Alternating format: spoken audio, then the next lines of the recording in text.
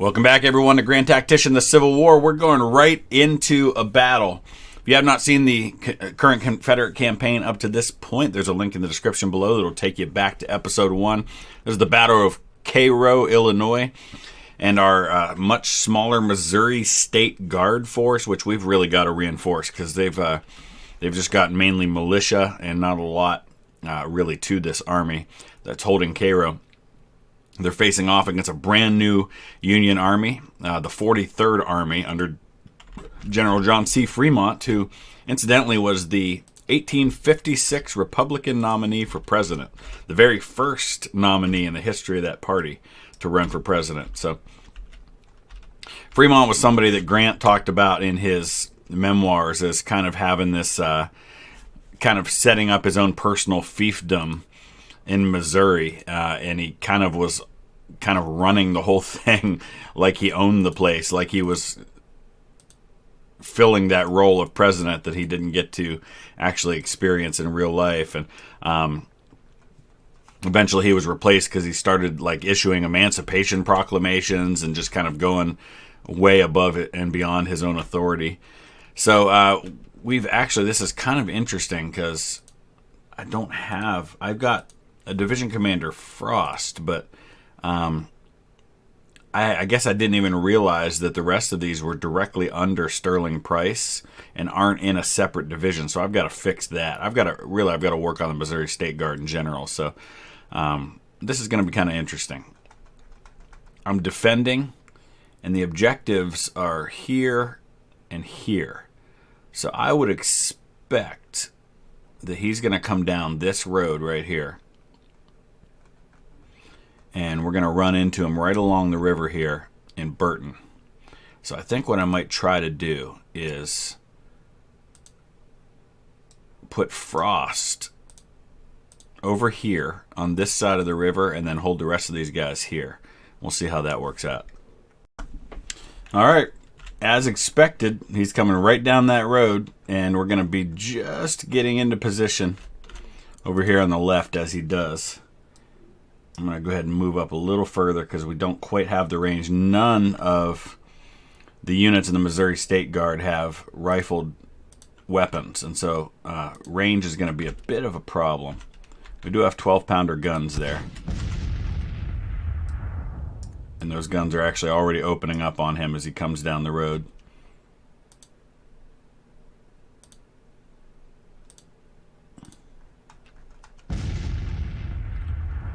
Okay, so here come his guns. I'm actually, let's go ahead and move Parsons up. Because what I want to do here is engage these guns quickly.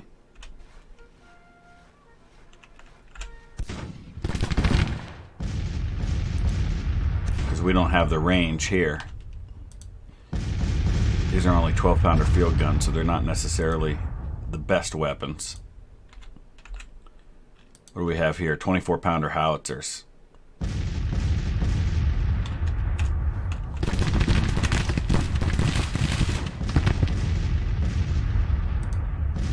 We're going to send out some skirmishers. I need these skirmishers to engage the guns. Get some disruption going here before they drive off Gladden's brigade, who's already lost 120 men. Way down, boys.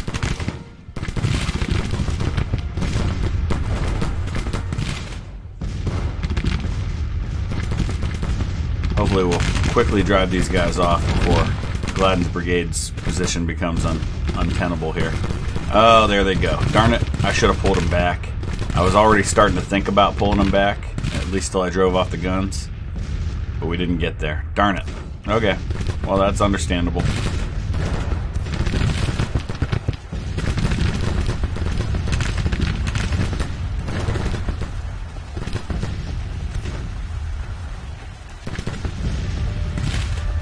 Alright, 35 casualties, so we are inflicting casualties pretty rapidly on these guns.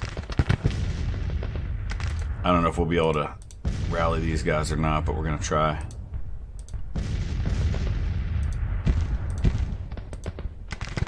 Come on, Frost, rally your boys.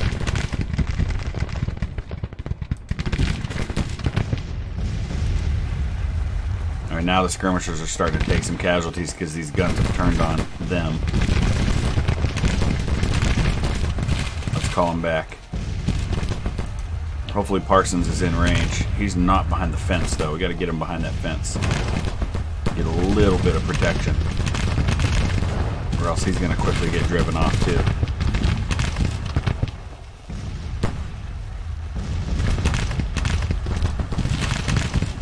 What are we doing? Move up to the fence.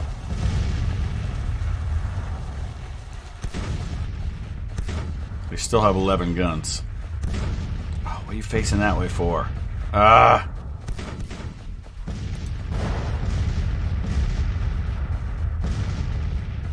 This is going to be a problem. He may get driven off. Yep, before he... Alright, Gladden's reforming is the good news. But that was not helpful at all.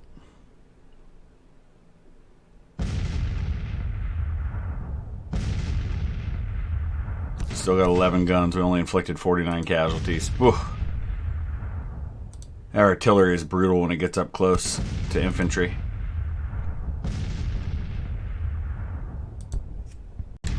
Alright. We're going to bring up McBribe's division, see if we can't finish their... that's what they're called, McBribe's division. See if we can't finish these guys off quickly.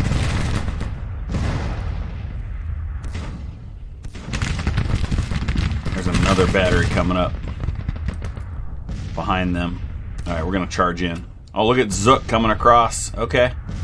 Alright, I see what's happening.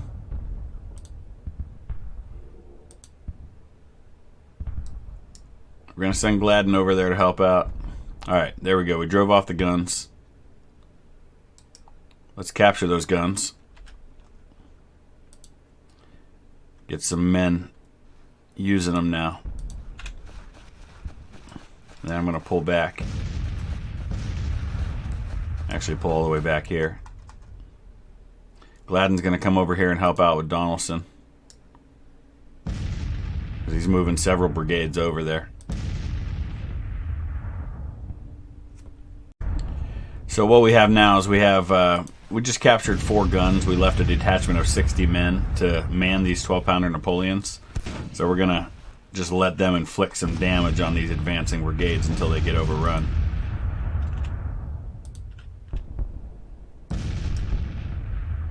And it worked. Look at that. Drove off Andrews with those 4 captured guns. And now there's precedent for stuff like that. If you look at the Battle of Fredericksburg, you had John Pelham down in an area called Pelham's Corner, where a single gun, and actually for a while it was 2 guns, but for the most part it was a single gun, held off an entire division of Union infantry from advancing to support the attack on the Union left. So sometimes there are precedents for small numbers of guns having just a ridiculous influence on a battle.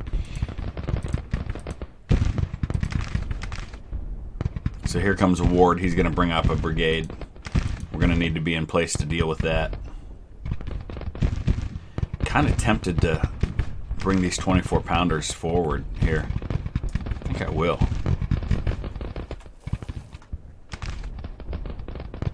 State Guard artillery. And then what I'm going to do is I'm going to bring slack up, and we'll see how close these guns get. And if they get too close, we'll charge into them with slack. They've got good melee ability. And that's a pretty substantial battery here, so we want to be able to deal with that. There's 15 guns there. They could wreak havoc on my lines.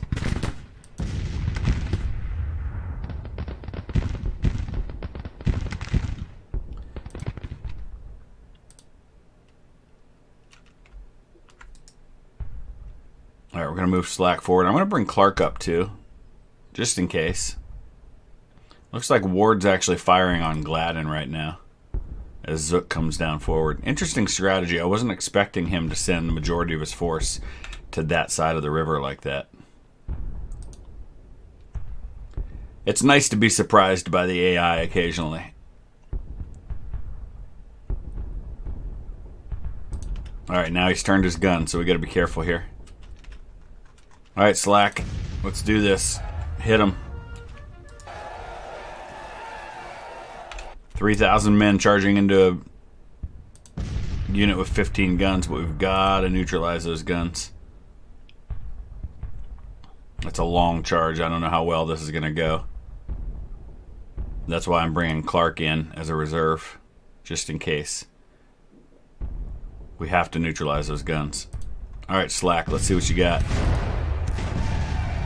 Alright, they're going to break. They're definitely going to break. They only inflicted 20 casualties. That did not end well at all.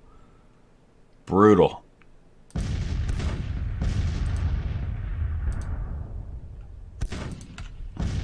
Alright, see what Zook's doing here. He's trying to sneak across on me. End of the day. Woo, boy. Wow. Well, the good news is that means Slack recovered.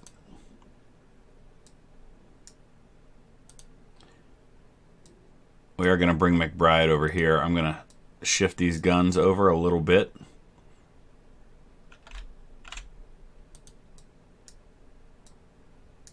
I want to be in range of Zook. Who left? Ferry. The enemy first battery marched from the battlefield. Okay.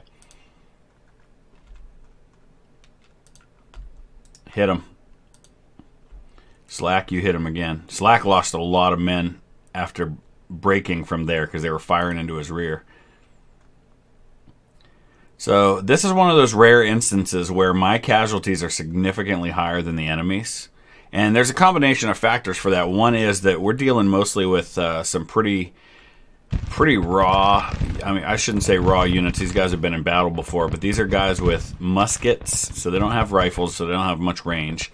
They're also they're Missouri State troops. They're a lot of militia-type units, and so they're not as good as a regular army. And here comes Terry to support the guns. All right, and Gladden is mixing it up with Zook right now. All right, hopefully now we can drive these guns off. I think 5,000 men ought to do it. There's another battery coming up here. Terry's detachment looks like those are just some captured guns being put to use by some of Terry's men. But I think we've got these guns dealt with. Still, casualties definitely higher for me. Of course, the concern now here... Oh, we broke Terry. Oh, that's fantastic news. Now that changes everything.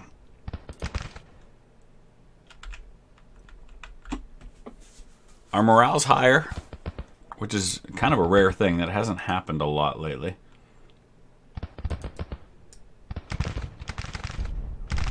So once this all clears up here... Did he? Yep, he did go and grab those guns again. That's a problem we've got to deal with.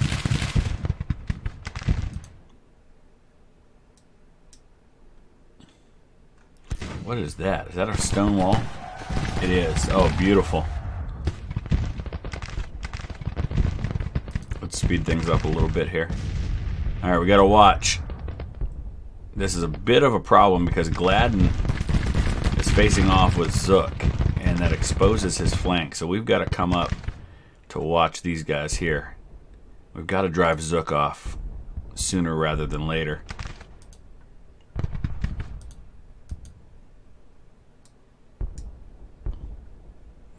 Before Gladden gets in trouble.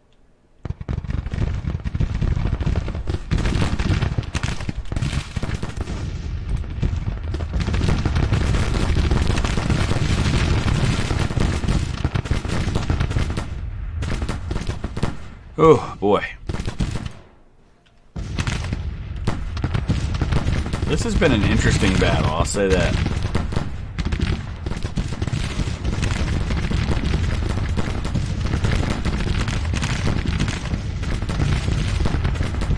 More brigades coming down over here. Oh, man. Alright, so Donaldson got there in time. This is the guy that Fort Donaldson's named after. But Gladden's not going to hold very long like this. Let's see if we can try to shift him.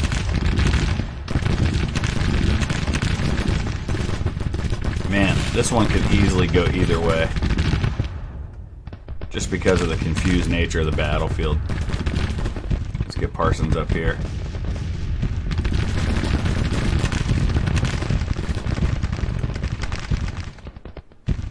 I'm going to send out some skirmishers.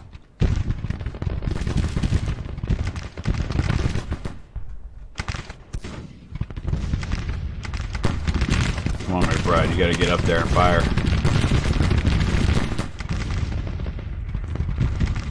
Seriously, I have no idea how this is going to end up going. Seems like it's going pretty well. Our casualties are still higher than the enemy's. Alright, there we go. We drove off Zook. Zook was historically killed at Gettysburg.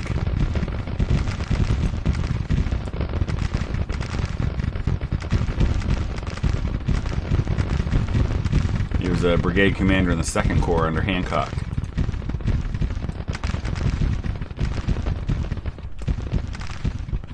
Alright, I think we got this. He does have more support coming up, but I think it's probably too little too late.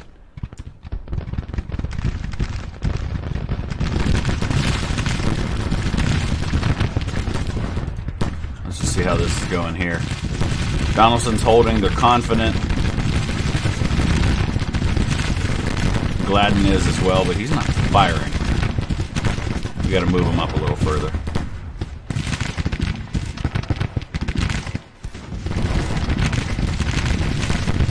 There we go. Oh, now he's got skirmishers over here on his right.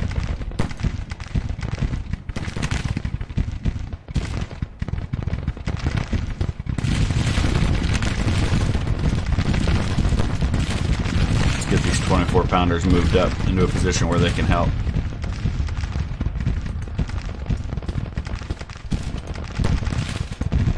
I'm going to send some skirmishers out here.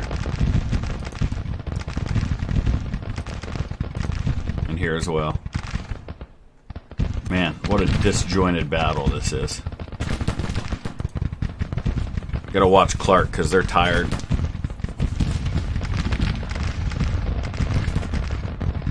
Send some skirmishers out.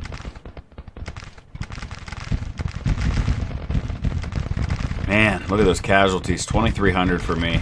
12, almost 13% to his 5%. See, he just has so many men.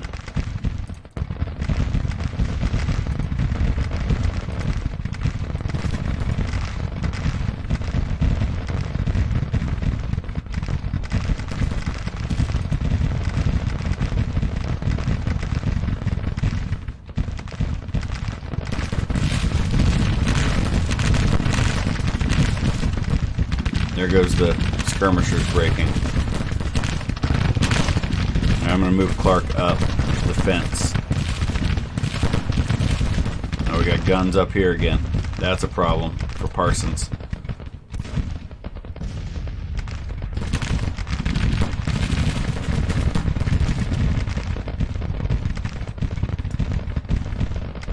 I'm going to move McBride right up to here. He's only lost 50 men.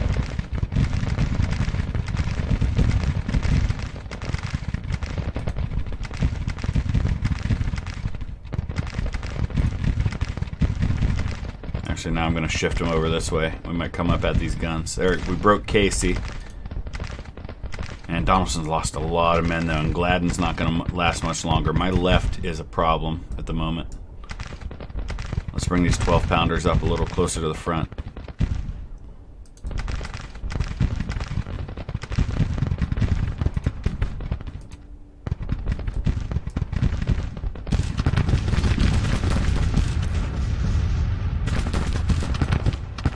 Stop. I don't like the way you're going here.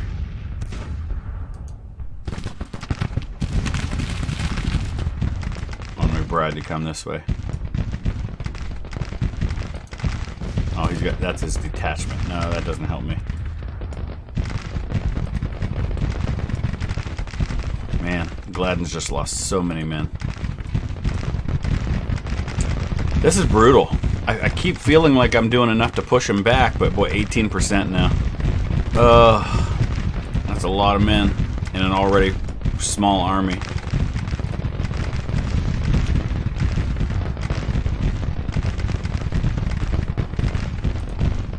Now McBride's exposing his flank, and they're already exhausted.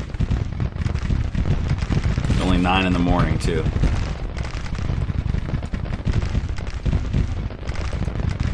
Alright, let's get these guns. Yeah! I knew they'd smash barns if they got the chance. Now I'm going to bring them up and try to hit the 1st Brigade. I had 2 batteries, 16 guns and 16 guns, so 32 guns total. Just smashing barns there, but it's not pushing me closer to victory. His morale's down to 39, but he will not break. 2-to-1 casualties in his favor.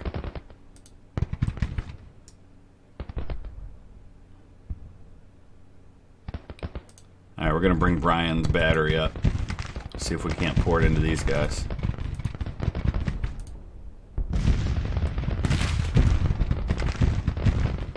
Now we're shifting to a minor defeat.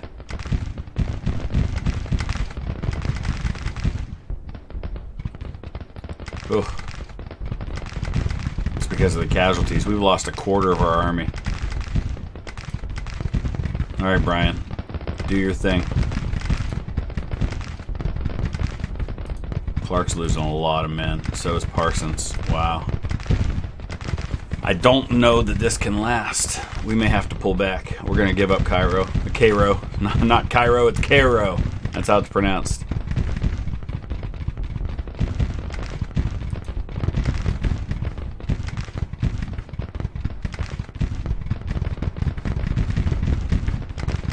Man.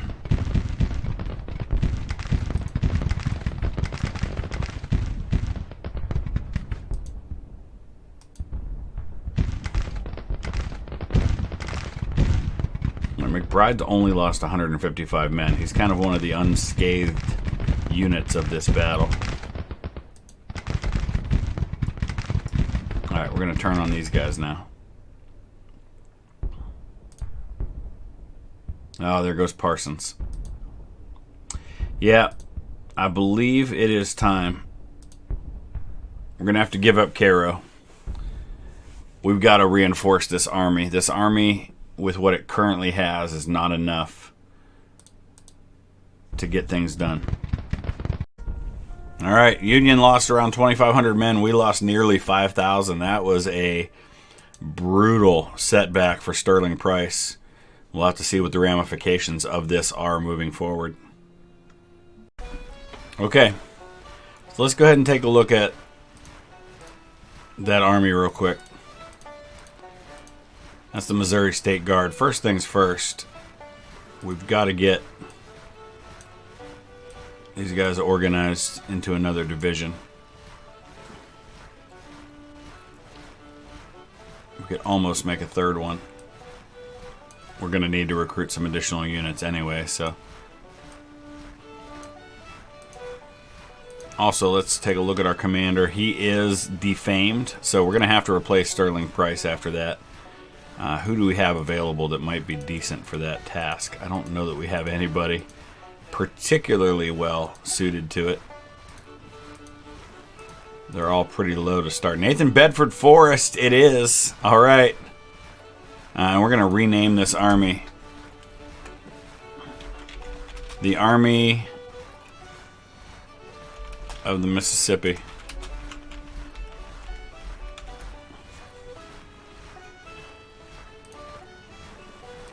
Alright, and then we're going to have to... I don't know what kind of weapons we have available to us. We don't have a lot. We've got some Enfields.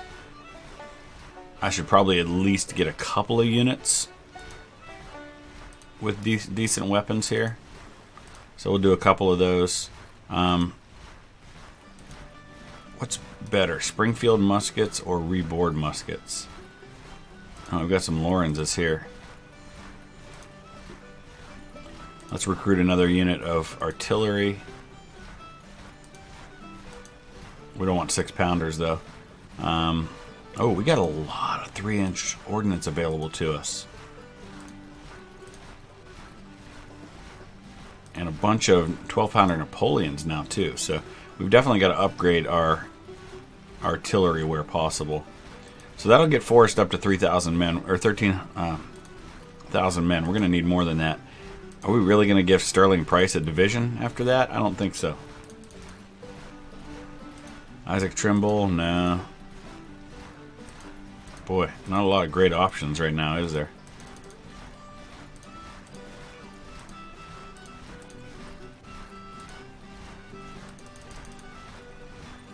I don't even recognize most of these guys by looking at their pictures.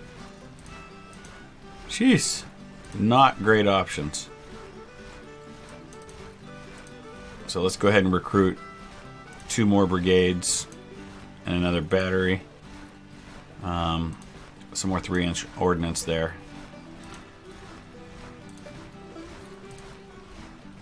So mixed muskets, 250-yard range, 2.5 rounds a minute. The difference with that and reboard muskets is reboard muskets have a 400-yard range at least, so that's still better to have the reboard than the mixed. And Springfield's also a 250-yard range, so reboard's still a better option. At least we get a little more range. Still not a great rate of fire, though.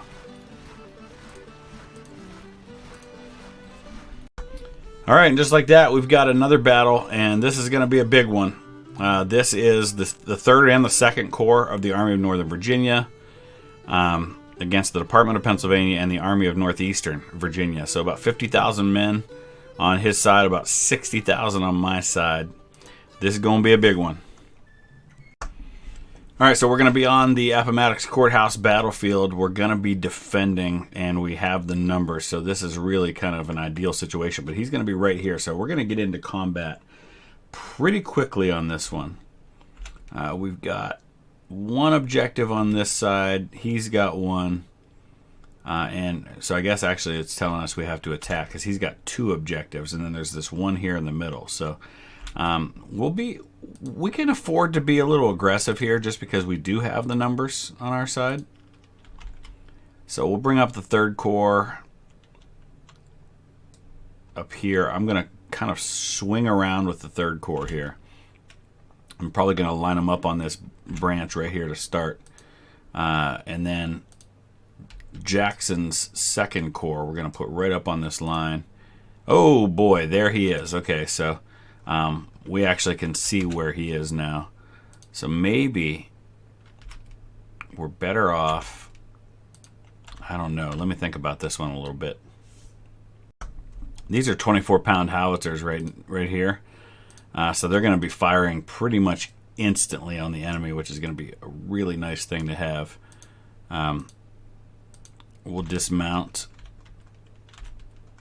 our mounted units right off the bat. Except for Hardy's men. We're going to take the Victorian mounted rifles out and around, I think.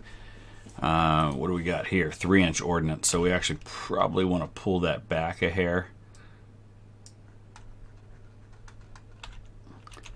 And then I'm going to bring up at least one of these brigades from the 3rd Corps. Or one of these divisions over here. And then we'll swing around with these other ones as quickly as we can.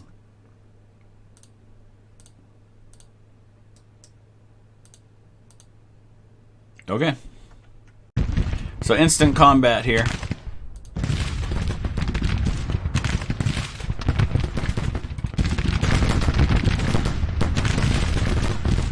I need to get these guys firing at long range though. Gotta watch the 32nd Georgia Artillery. They're gonna lose some men, but those 24-pounder howitzers being right on the front lines like this are gonna be absolutely devastating to the units that are in front of them. Although he's got guns right here, so the same could be said for him if we don't quickly deal with them.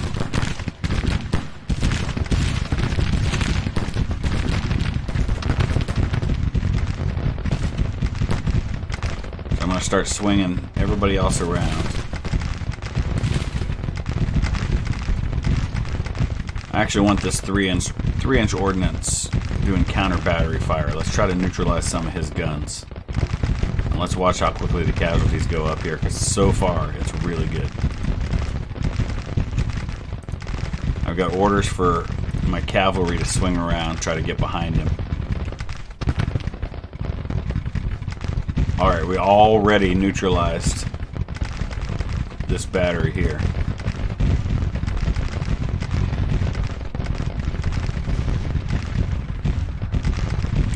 My morale's higher than his. We're fighting in Virginia, so that helps.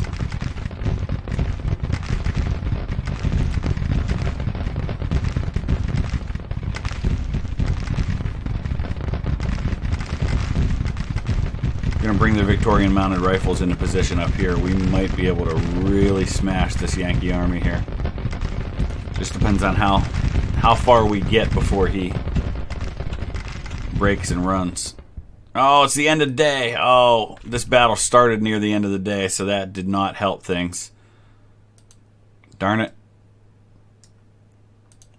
Well, the good news is we can do some adjusting to our lines.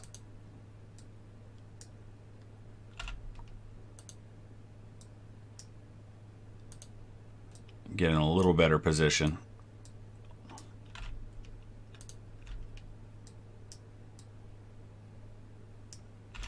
Man, this line extends forever. We haven't had many battles this size. Over 100,000 men on the field combined. Oh, he redeployed. Okay, wow. Dang. Oh, I didn't mean to do an evade order. I wanted a dismount order there.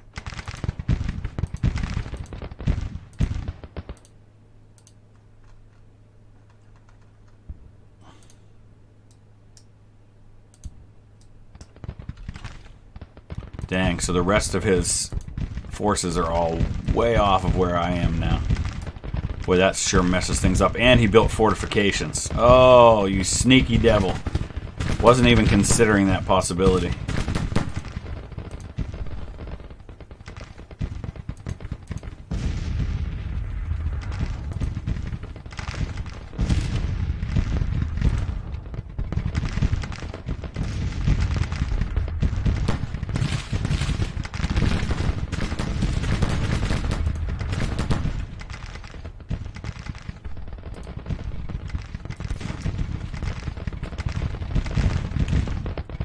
We got to try and break one half of his line or the other. And I don't think that over here is the place to do it, because I don't want to charge these fortifications. So we can drive these guys off right here that are kind of in disarray. And we can get in behind these parapets. That'll help.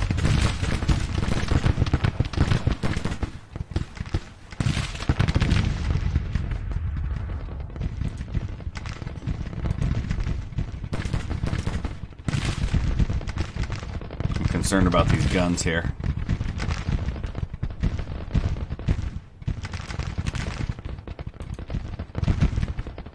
Alright, Armistead, you get over here. Or Olmsted, sorry. Man, this is crazy.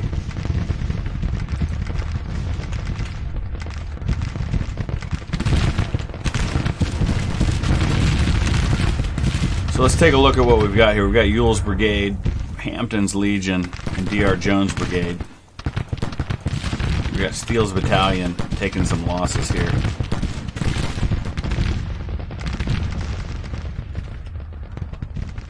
And of course we've got Mars 1st Regiment right here on the edge. They're going to come up and deal with Burnside.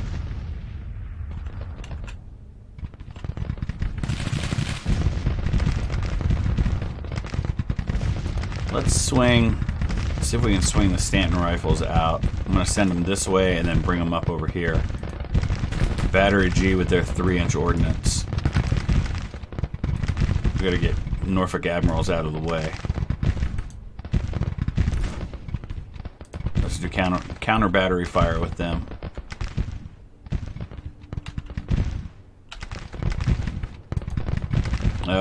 We've lost 80. of Steele's battalion. Let's pull these guys out before we lose them all. Probably hasn't inflicted many casualties on this battery. Yeah, 7. That's not good.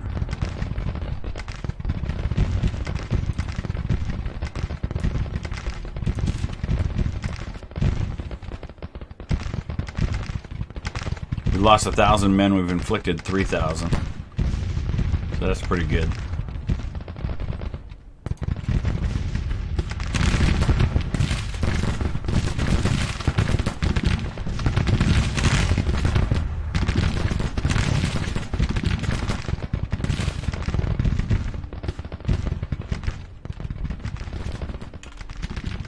Alright. No, DR drones. I don't want you moving like that. Did I really just stop? I don't know how I did that. We captured an objective. Right there, Connor.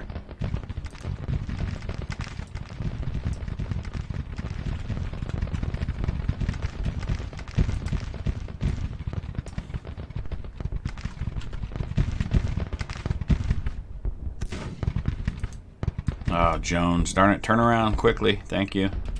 You know what? Charge the guns, Jones. I don't like these batteries being sitting right there in fortifications. Just tearing us up. Slater's Legion is going to go in.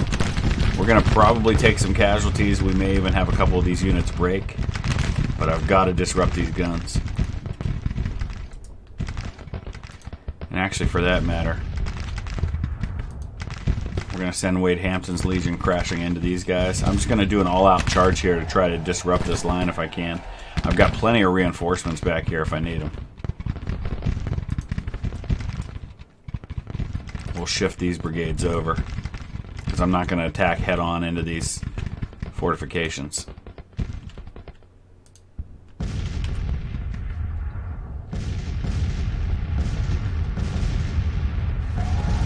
How's it going? Jones still confident. See those rebel flags unfurled going into the lines. Colonel Richard Jull leading his men. Colonel Wade Hampton doing the same. This actually might win the battle, this charge. I wasn't expecting it to do that well, but it is. Alright, Jimmy Kemper, you go in too. Oh, it worked beautifully. Wow. You don't see charges work that well that often. A glorious charge at Waynesboro Bridge breaks the Union right and wins the victory. Oh, that was beautiful. And he's pulling out. We actually got Wincoop's brigade to surrender. They disintegrated with many men surrendering. Oh, that's fantastic. What a victory.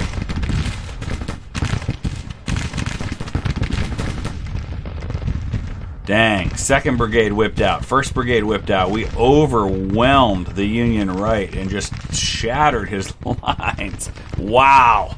So, coming off a loss at Cairo, we win an absolute stunner at Waynesboro Bridge in Virginia. Alright, 2,600 casualties on my side. 13,000 on the Union. A good chunk of those men that were captured. Boy, that was huge in Virginia. So we'll see where things now stand after all of that, and we'll be wrapping this episode up. Okay. So it's April 21st of 1862. Union national morale still at 65. His army morale, though, has just been destroyed. It's down to 53. Total casualties, you can see, we're still running right around half of what we've inflicted. Long way to go. Let's take a look at the status of the Army of Northern Virginia after that. Jackson's got 36,000 men. Bate in the 3rd Corps got 25,000. Johnston has 27,000. So Jackson's Corps by far the largest right now. And we do have the VMI Corps of Cadets 18 days away. All right, we're going to wrap it up right there. We will see you again the day after tomorrow with the next episode. Thanks for watching.